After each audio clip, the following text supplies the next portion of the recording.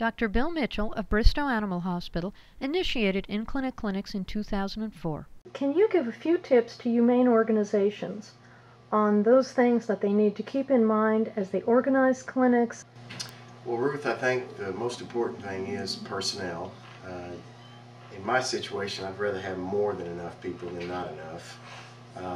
Our Humane Society is responsible for the setting up of the day, booking the appointments, check in, check out, and mainly part of the aftercare as far as getting back in touch with me if there are any problems. I think that for the day to run smooth, you got to have, everybody needs to know their specific function for the day, and that really comes within the Humane Society. Our people have some people that are definitely checking in and helping recover the patients.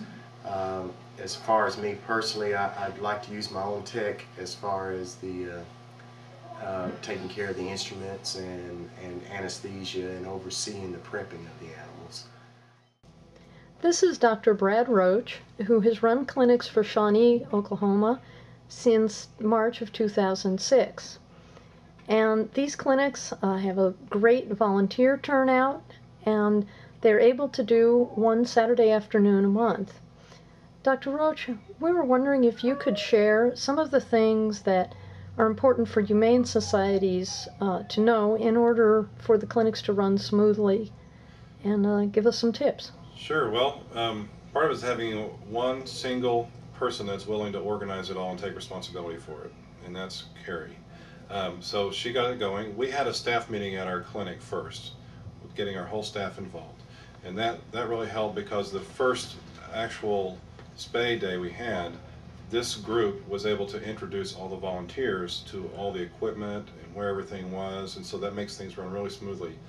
And Carrie will mention in her part too that the email is huge in getting people on the same track. And so this is a really good thing to do for the community. If you appear, organized, it's going to make an impression for the community. It takes about a month, I think, of organization to get everybody on the same page, so need to do that. And then stagger the check-in times. One of the funnest jobs for a volunteer to do is to help an animal recover. All they have to do is just sit there and watch them breathe through the intubation tube.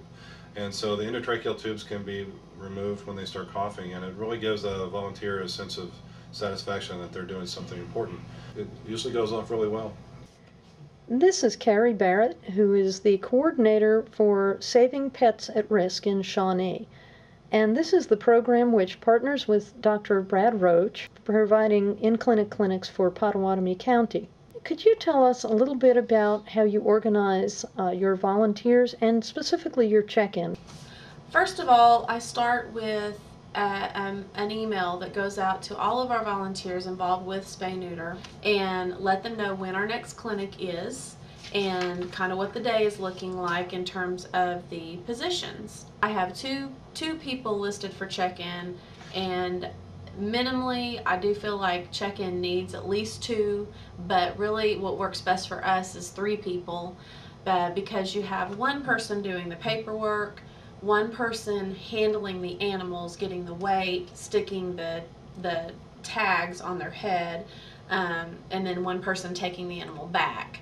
And check-in can be one of the most crazy times. You give people staggered times, but it never fails. You'll still get a clump of people. You'll have, a handful of people come in at the same time. Just focus on one client at a time, get them checked in, get their animals taken back to the back, and then start with the next person. I have a computer input spot position as well, and one of the check-in people can be the computer input person as well.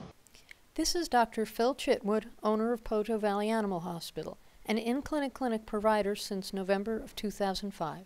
One of the things that I do is have one of my assistants come in and help me with the anesthetizing and the prepping of the pets.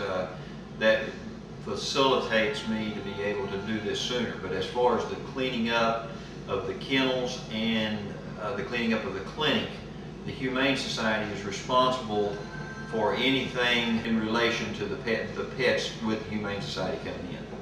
I'd be glad to visit with anybody that's interested what we do here as far as the Humane Society is concerned. Being flexible and keeping open communication with the veterinarian, hospital staff, and other volunteers is key to making your in-clinic clinics successful. Please let us know how your experience with in-clinic clinics go and any information that you'd like to share with others.